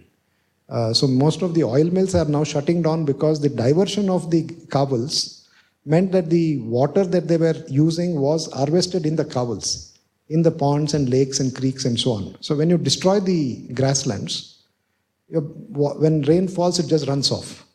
It doesn't, and there is a lot of silt which comes and fills up the lakes. So they would use the lake water, which was interlinked, to sustain farming. Now that has been disrupted. So across the state, kavals have been under attack. And in the 70s and 80s, after the Karnataka Industrial Area Development Board came, they were basically, just taken away en masse. We found while fighting the cases in the National Green Tribunal, the court asked us, what's your suggestion? And we said, you should not, from a risk perception, group these projects together for multiple reasons. And one of the, planes crash. So we need to be careful about where you locate a DRDO drone facility, which is weaponized. In fact, they have tested drones there, which is weaponized drones. So many things could go wrong, and you don't want a high risk factor. So when we looked around for alternate pieces of land, we found that 140,000 acres of land had been acquired by KIADB and not been allotted. And in some of the regions very close to Chitradurga as well as in other districts. And there is no reason for any of this to be together. There is nothing that is critical. It's not like, in Pina Industrial Estate, small scale industries supply, finished products, which is required by medium, and then it goes to a larger There's nothing like that. There's no interdependency. They're all very independent. And the best example, of course, is the Institute of Science. They started off by claiming, I think in 2011, the Ministry of Science and Technology said that we are going to put up a synchrotron. So we saw some documentation that there was some thinking on building a synchrotron there. And then 2 years later, Institute of Science abandoned the project. Typically what that means is if the order says, if you don't use it for the project which has been deployed, the land has been provided, you should return it. And then they came up and said, we are putting up a teacher training center. And in the Institute of Science, we have several friends who are professors there, and they're saying, but why? So even within the institute, there has not been a discussion. So it's just that, sometimes the idea of taking land and not knowing what to do is a very serious problem, institutional. And I must say about DRDO, when Mr. Abdullah, as a member of parliament, chaired the Defense Committee, Parliamentary Committee on Defense, he asked DRDO to put down a list of all the lands that have been allocated and how they have used it. And he showed that about 60 to 65% of its land have remained unused. And he also showed the displacement factor. In some cases, it was acquisition. This is not acquisition.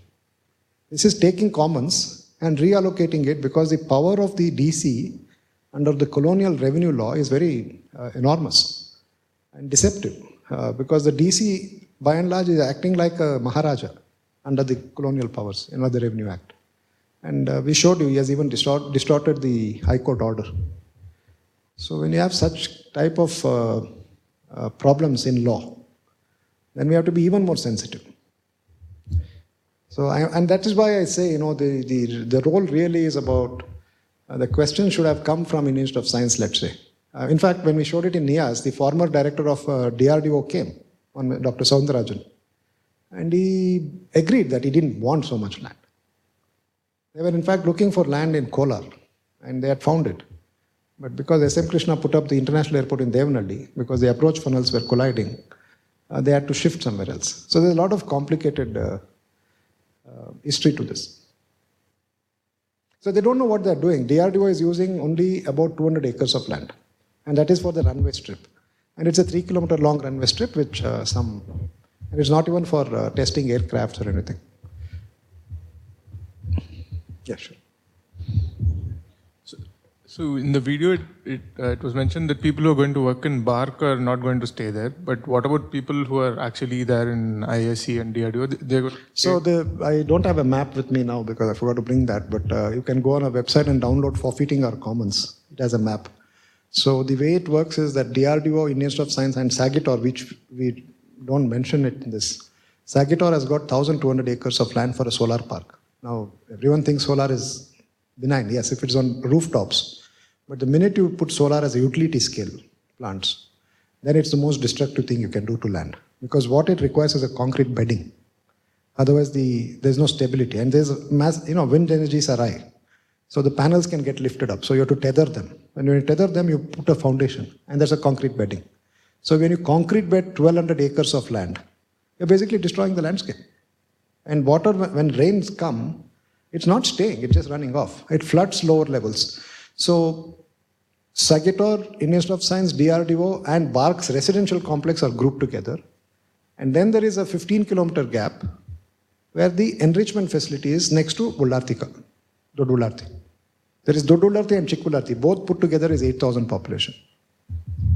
So it's like it will become a Nagar Panchayat very soon. 3 lakh people who are going to get affected, who are affected, existed. 60 villages depended on these covels. Depended on this. And that is by the 2011 census data, and there is also an animal livestock census that happens every 2 years.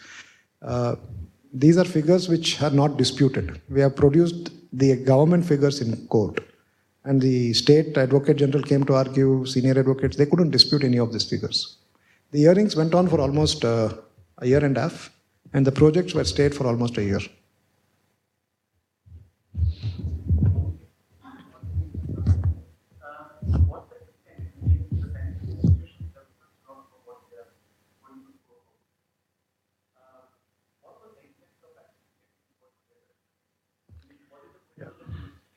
See, for this you have to read the defense policies as they're evolving now. You remember James Cameron, the British Prime Minister? He kept coming. Now you should ask, like, why is he coming here? Right? What business does he have in Bangalore so much that he keeps coming every 2-3 months? He would typically go and do some golf in Infosys. But what was he doing on other days? So I've gone back and checked what he was doing. The British government has invested in the Bombay-Chennai Industrial Corridor. All right? Now, this started in UPA 2, the policy of privatizing defense production. Okay? It was 26%. Jaitley made it 49%. And there is no bar. Even a nuclear submarine you can build through the private sector now. Reliance, for instance, is a big player. That is ADAG, Anil Ambani Group. I was doing some research last week about the exposure of Anil Ambani to defense contracts. And it's massive. So, then I was looking, why is the British interested? You find that even before our defense policy was liberalized, they knew that it was going that way. Deloitte, for instance, which is a corporate body, it's a corporate consultancy, has done the defense production, I forget the terminology they use, some corporate terminology, the projections. And Deloitte is very sort of happy about the kind of growth that they are seeing. Now, I tried to access that report and it's not available to me. So Deloitte is a foreign corporation. They are getting, that means not for me as an ordinary individual, but a person who is a litigant in court, because I wanted to produce in court. And they refused to give it to me. But the question to ask is, how is our defense information available to Deloitte that they can make the projection study? It's because they were hired by the British government. But Deloitte is now also based big time in India. And they consult with the defense ministry. So the whole structure of governance has altered. There are certain things which a country should never divulge, like your bioresources. Right? If you want to divulge it, there is a method for it. That's why you have the Biological Diversity Act. So same with the defense thing. Right? I would say that that's the idea of sovereignty.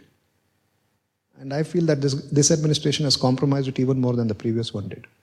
Because when you privatize to 48-49%, a private stake in defense production is that much, then you're really thinking of it as a financialization of defense. Security is not really your concern. So you're making money out of drone building. My sense is that Chitradurga may potentially, because the corridor comes through Chitradurga to go to Chennai. Chitradurga is a big player geographically in the Bombay-Chennai corridor, right? And you should also see it in part of the financialization that is taking place of infrastructure. Today or yesterday's paper, Deccan Herald, comes out with a very frightening report. There's a stagnation. We thought that there is industrial stagnation, but there's actually a very serious slump in 8 critical sectors. What it means is steel, production and manufacturing sector and power and so on. When we are seeing a dip, right, then what does the government do to create jobs, support livelihoods? Because we're getting 10 million people joining the job market every year. Then we think of just building stuff. China built 100 cities. They don't know who is going to live there. So it's a very serious predicament with this paradigm of development we have. So you need to create unnecessary investments in infrastructure which nobody can use, nobody can afford to use. So it's, just think of it in 20 years' time, 30 years' time. How are we going to service them? These are debts which are not going to go away. They're very serious debts. We are just, basically borrowing from the future and exporting our debts into the future. And that's a very serious problem.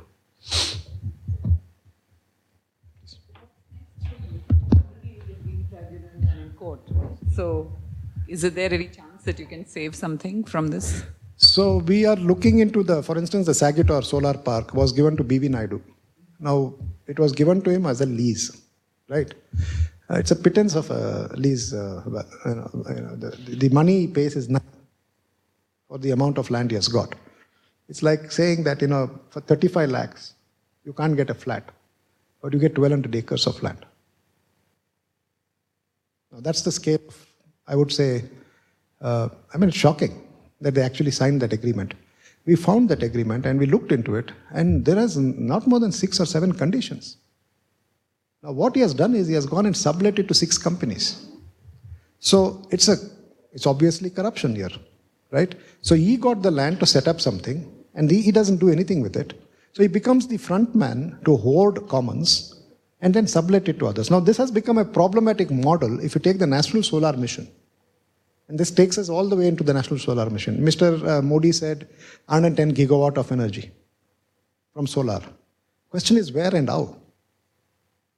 If you ask D.K. Shivkumar, the energy minister, he has done it in the worst possible manner.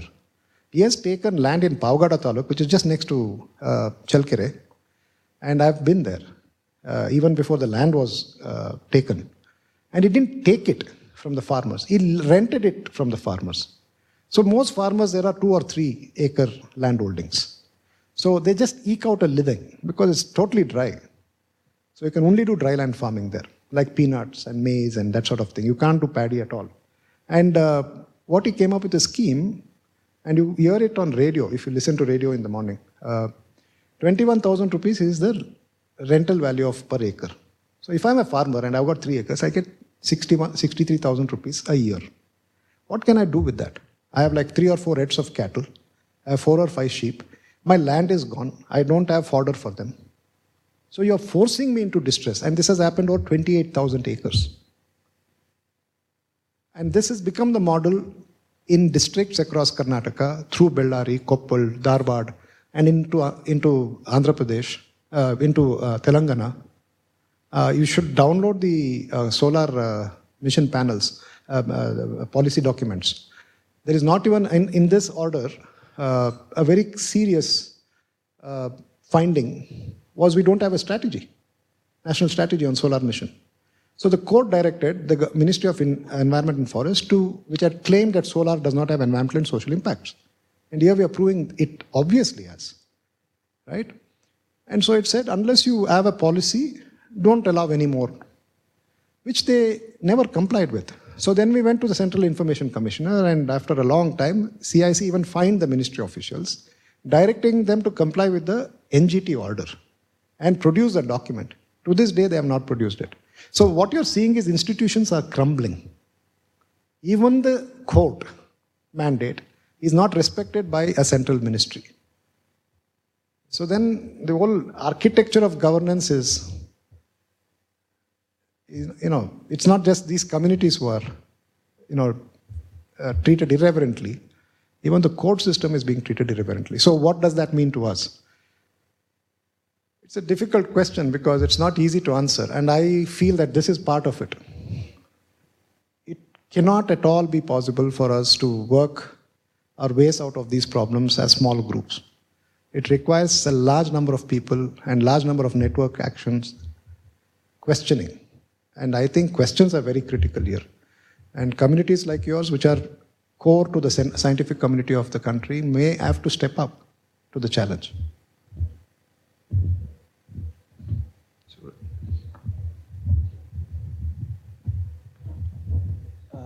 Hi. So before this confiscation, what percentage of these lands were owned by people there? 0%. They were never owned by private. These are not private lands. Oh, but these are commons. But if their cattle were... So you use them because the way it works is Tipu Sultan and Hyder Ali fine-tuned what was practiced for hundreds of years. All right? So there is documentation from Vijayanagar Empire and from the Hoysalas. So Hoysalas was about 900 to 1100 AD, right? Then Tipu Sultan was in the late 18th century. So in Tipu's time, you can see that the spread of his kingdom was almost to the central India and he captured every little kingdom in the south. So the question to ask is, how did he manage that, right? So what he understood was battles are not won by horses and elephants. They are won by the draft power of the bulls, which drag the weapons. All right? And the Amrit Mahal breed, which had been developed by crossing many breeds, can survive without drinking water for a week or 10 days. And it has made such draft power that it cannot be stall-fed.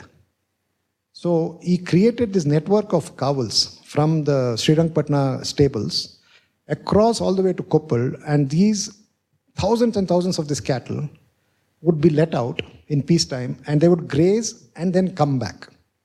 So if you read about the 3 battles that were fought around Bangalore, and eventually he was killed in 1799 in Srirangpatna, it defeats the British in those battles because of the draft power of the cattle. He drags his weapons over the Ramnagar hills through Magadi and brings them, and he could push the British back, though they had better firepower. He has used this cattle to cross the Western Ghats and gone into the Sultan Bateri, and if you go there, you will find the fortress he has strengthened. Right? It was possible because of this cattle. So, and the question was, how do you protect these Kavals? They have to be protected not as private land, because private land you can do what you want. So what he created, fine-tuned I would say, was a system of the Kavalgara, where a family would be, the Kavalgara family would be given about 3 or 4 acres of that grassland to cultivate. But the requirement was to be that Kavalgara, you have to keep a record. And then a record of how you have maintained the grasslands. And then you are given 400 to 500 acres as range that you will protect. And this is the most important part for me from this. This is the future of India in this method. So you have a private family protecting the commons for the collective good. The condition is when the Amrit Mahal herds come, they get to graze the grasses first in the monsoon and post-monsoon period, because they get the best grasses. And once they have grazed and moved on, then the grasses come back. Grasses are the fastest growing plants, right? So they keep coming back. That's when the local varieties are allowed to graze. And it is very critical in grasslands that you must graze. If you don't graze grasslands, then woody vegetation comes up. Then the grasses will not come back again. So now if you go to Challakere, in the last 6 years when the DRDO has built a wall, which is about 28 kilometers. Okay, the wall they have built is 28 kilometers around their campus. And you can see a distinction between the grasslands outside and the grasslands. Inside there is no grazing. Woody vegetation has come. And almost all the flora and fauna which was there is gone. Mostly the small mammals have disappeared. The black buck, which requires grasses to survive, has come out. And it is going to farms now. And the woody vegetation, yes, it has its purpose, but it doesn't serve the purpose of the grassland. So people have understood it in South Asia. If you go to Africa, most of Africa, you'll find grasslands. Right, like the Maasai tribe, excellent in maintaining grasslands. They graze with the lions and the antelopes and the wildebeest and the giraffes and so on. They graze with them. They know how to work with that. So there's a lot in ecology which we have not understood, which we are only waking up to. So I would say that this is the future of India, because if we understand how the Kavalgara system was evolved, then we can think of institutionalizing it in every village, so that we trust ourselves to protect and conserve our biodiversity and our commons. You cannot place hope on the forest department to be everywhere.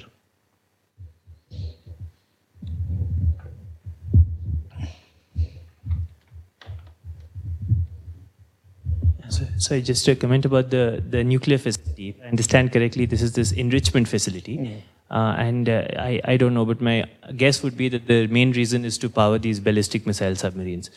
So just a comment. It's important, I think, that there's been absolutely no debate on this, on these ballistic missile submarines. These are class submarines that India is developing. This is part of the Indian so-called sea triad, because India has, from the first nuclear policy, said they'll maintain a triad of deterrence. There'll be a land-based deterrent, which is the missiles. There'll be an air-based deterrent. And then there'll be these submarines, which they've started to develop. They've developed one, and there's been no discussion of what is the cost of this system. And a good comparison to make is actually with the UK, where this was a major political issue. In fact, the UK has 4 ballistic missile submarines, which is exactly the same size as the Indian deterrent is planned to be. And there, when this system came up for renewal a few years ago, this was a major question, and the entire Scottish Nationalist Party, for example, voted against the renewal of this so-called Trident system because, the costs of this system over 35 years were estimated to be about £200 billion. And there, at least there's been a debate, even though, in the end, they managed to push it through. But in India, the fact that this is such a costly system, there's been absolutely no debate. on this. And that is in the end what they need the enrichment facilities for, because for the power reactors, we don't need enrichment. These are heavy water reactors. So the only thing for which we need enrichment is the nuclear missile submarines, is these ballistic missile submarines. And there should be, I think, a much more serious debate about this. This facility should obviously just be shut down. This nuclear BRC facility, it's totally useless. It's a drain on, resources. There is Ratnalli facility, which is already enriching material. This is clearly what you need, because you need to ramp up enrichment. But in the budget, will have much this is a trick they have played, the defense department. They are saying that this is an extension of Ratnalli. See, you need an extra budget line, it requires parliamentary approval and so on, right? So suppose you're setting up ICTS as a Government of India funded facility.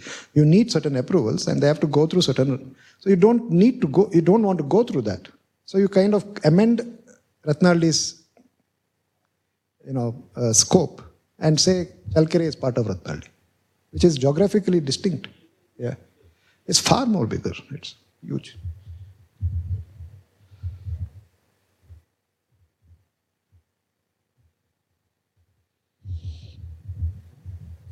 I saw that the compounds and all are being built, and some drone facilities also. The runway is there, and they have been conducting experiments and everything. But I suppose the nuclear enrichment facility and all these things are still being built. Yeah, it is being built. Yeah, and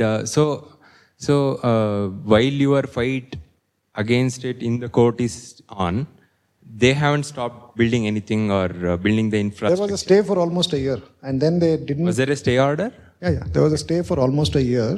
That is in 2013 to 14. And before that, they were just built the walls. And after that, BARC did not have the funding for a long time. And they started construction only last year again. It's only in the last 6 to 8 months we are seeing frenetic activity. So, in some ways, it's also an ambition, right, of who is leading the country now. So you want to make a statement and say India is a strong country.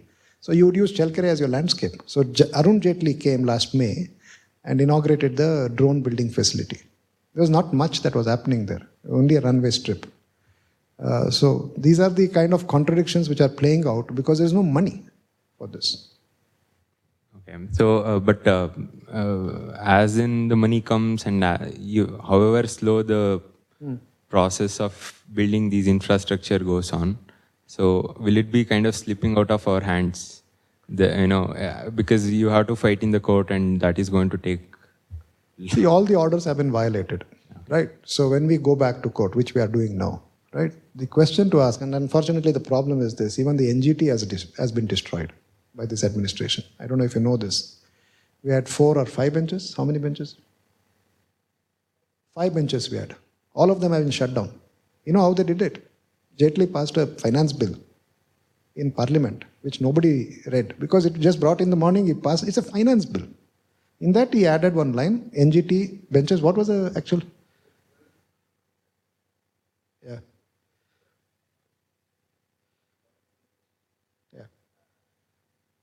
Yeah, he changed it through the finance bill. It should have come only through an environmental amendment to the Environmental Act or the National Green Tribunal Act.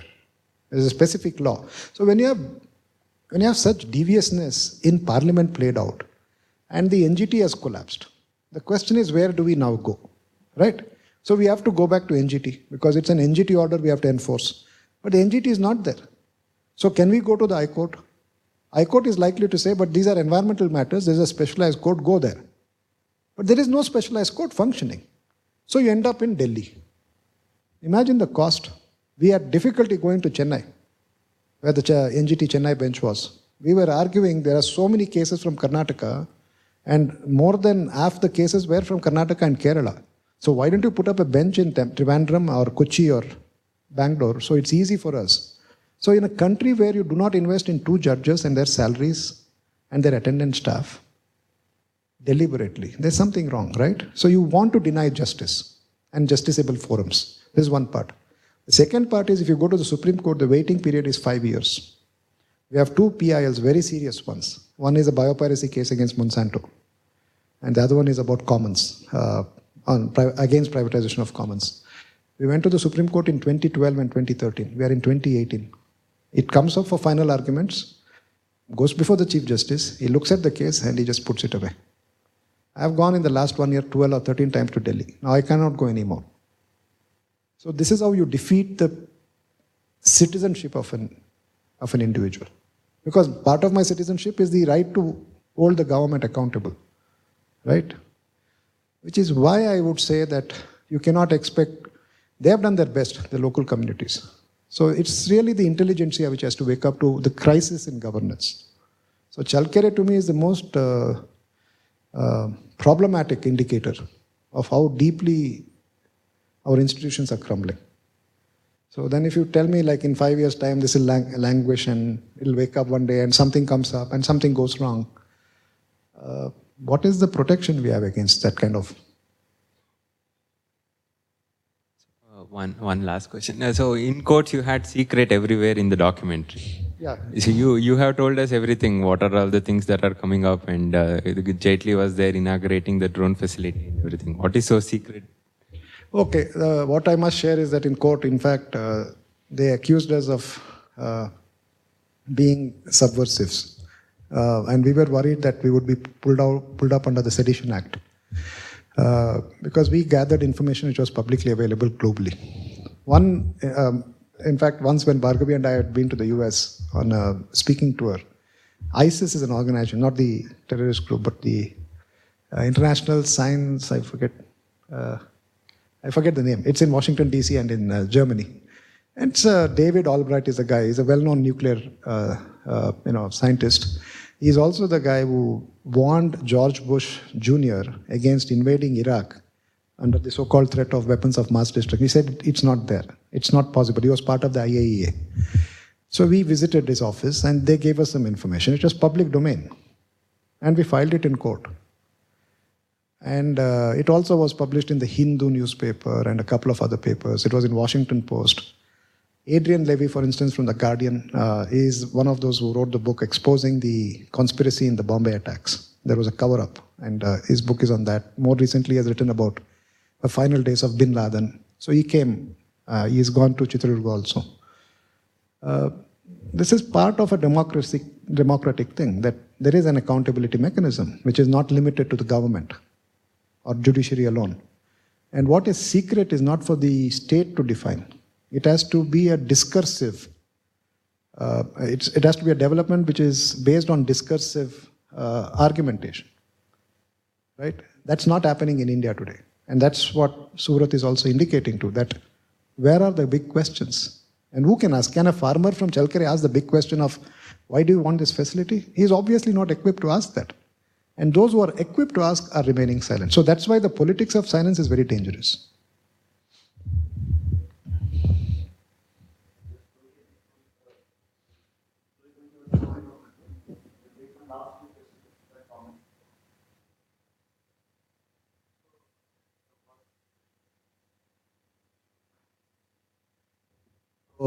The workers who are working there, they are the locals who work in the NREGA and all that.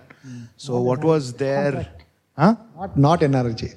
Okay, sorry. So what was their... I mean, those are huge construction projects. So I'll give you an example. Last year in March, we got a call about this time, right? I don't know if you saw the weather reports in the last 2 days. Next to Challakere is a village which is in Andhra Pradesh, Molkalmuru area. The temperature has reached 46.5 degrees Celsius. I don't know if anyone comes from there. But if you go there at this time, it's impossible to walk. Now, last year when this happened, they had goshalas. You know what goshalas are? These are the animal, the villagers have always created goshalas. In fact, if before the walls came up, we went inside and we were amazed by the amount of work that had taken place through the Panchayat Raj system. Every little stream, gully had been worked on, soil erosion had been contained, there was a check dam there, tanks had been rehabilitated, and they had really done a great job of protecting the covels. And they had set up goshalas. And you can find that, some of the goshalas are hundreds of years old. You would find that they had created what they call kattes, where the cattle would come and drink. water, because you cannot manage cattle by walking with it in that intense heat. So the cattle have memory of the landscape, and they would go and find the water. And some of the wells are huge, massive wells, right? So all of that has been destroyed. Now what it does to a farming or a pastoral community is, you let the cattle out, then you go and fetch them in the night. So meanwhile you do your agricultural activity, you do something else and so on. So you train them to behave in a particular, so when let's say you're all used to behaving in a particular way in the classroom. I suddenly came and put a canteen there, I put one generator there. Can a class function? It doesn't happen, right? So in the same way, think of a landscape like a Kaval. They have interfered with it so fundamentally that the cattle have got disrupted. Once they go, they don't come back. So last year in March when we got a call, it was desperate. 10,000 acres of grasslands don't exist to graze anymore. So where do you graze them? You still have them. At that time, the ban on beef eating started. About 15 to 20% of our cattle is culled for food. And you know that the biggest beef producing states are the ones which are ruled by BJP. So BJP used that whole cow as a holy thing and this and that, and farmers have to give the cattle away after they have reached beyond, after they're beyond their, once they're beyond their productive period, because you don't have fodder, right? If you maintain them, it's painful to see them not having food, right? So you actually give them away for culling, and it's a very old practice. It goes back thousands of years. And recently another report came out that 60 to 70% of Indians do eat meat. We're not a vegetarian country at all. So all this ties into seeing how the Challakere economy works. You can't give your cattle away now, because if you give, you'll be killed. So all the trading stopped. So you're holding the cattle went into the fields. Your groundnut production came down. Maize came down. And then there was a drought. So when we went and saw the Goshala, BARC has put a Goshala on the roadside in about an acre, right? And there are some 5,000 or 6,000 cattle crammed inside it. An epidemic swept through them. A farmer was sitting there, and they didn't even give shelter for the farmers. A man was just 48 years old, collapsed and died. They had to bring, some of them have brought their cattle from 30, 40 kilometers away. Because no fodder.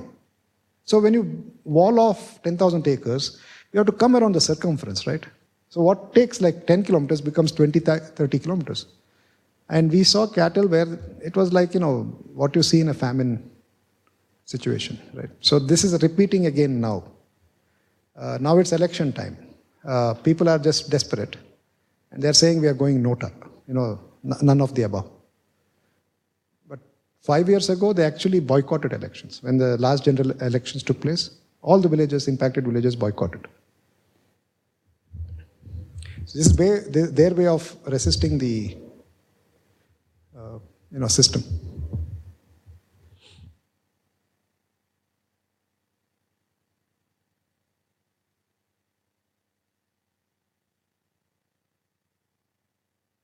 Information that I shared with you is on our website. It's isgindia.org. You can go online, and I would recommend that if you want to go into the details of what DRDO, BARC, Institute of Science and others have filed in court, we have scanned their responses, and it's online. You just have to click the resources section and go to Challakere, and anything that we generate is often goes online. Almost always goes online. Thank you. Let's thank Mr. Saldanha.